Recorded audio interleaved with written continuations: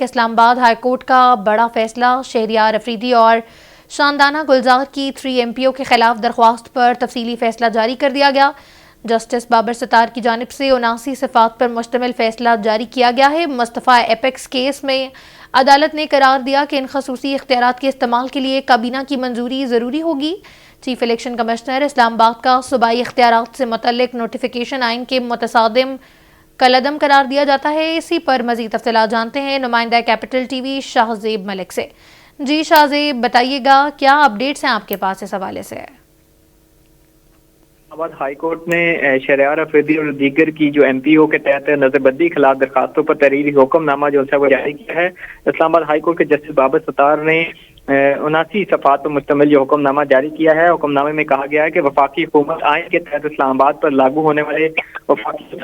قوانین کے حوالے سے انفرادی اختیارات رکھتی ہے اور اسلام آباد کے لیے وفاقی حکومت ہی جو ہے وفاقی اور صوبائی دونوں حکومتوں کا کردار ادا کرتی ہے۔ حکم نامے میں مزید کہا کہ اسلام آباد میں قانون کے تحت کسی بھی فیصلے یا اختیارات کا استعمال وفاقی کابینہ کے اشتراک سے ہی کیا جا سکتا ہے اور آئین کے آرٹیکل 1(2)(b) کے تحت اسلام آباد وفاقی دارالحکومت ہے اور کسی صوبے کا حصہ نہیں ہے، اور 1980 کا جو صدارتی آرڈر ہے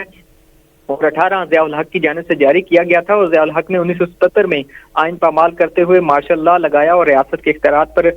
قبضہ کر لیا، اور 1980 کا جو صدارتی آرڈر 18 ہے اور 1987 کا صدارتی آرڈر 2 ہے اور 1990 کا صدارتی آرڈر 2 جو 20ویں اسکیل کے چیف کمشنر کو 1 مین جو صوبائی حکومت بتاتے ہیں۔ حکم نامے میں مزید کہا کہ چیف کمشنر کو وفاقی دارالحکومت کے لیے صوبائی حکومت اختیارات دینے والے تمام صدارتی آرڈر نوٹیفیکیشن کے خلاف آئین ہیں، اور چیف کمشنر کو اسلام آباد کے لیے صوبائی حکومت کے اختیارات دینے والے تمام صدارتی آرڈر نوٹیفیکیشن کا عدم قرار دیے جاتے ہیں، اور آئین کے آرٹیکل 99 کے تحت وفاقی حکومت پر لازم ہے کہ اسلام آباد میں صوبائی حکومتی اختیارات کو استعمال کے لیے رولز جو سے تشکیل دے، اور وفاقی حکومت 3 ماہ کے اندر اسلام آباد کی حدود میں صوبائی حکومت کے اختیارات کے استعمال سے متعلق رولز تشکیل دے۔ عدالتی احکامات کے مطابق چیف کمشنر اسلام آباد وفاقی دارالحکومت کی صوبائی حکومت نہیں ہے۔ اسلام آباد ہائی کورٹ کا یہ فیصلہ مستقبل میں لاگو ہوگا، گزشتہ اقدامات پر بھی اثر انداز ہوگا، اور چیلنجز کیے گئے تمام نظر بندی کے احکامات دائر اختیارات نہ ہونے کی بنیاد پر قلعدم قرار دیے جاتے ہیں،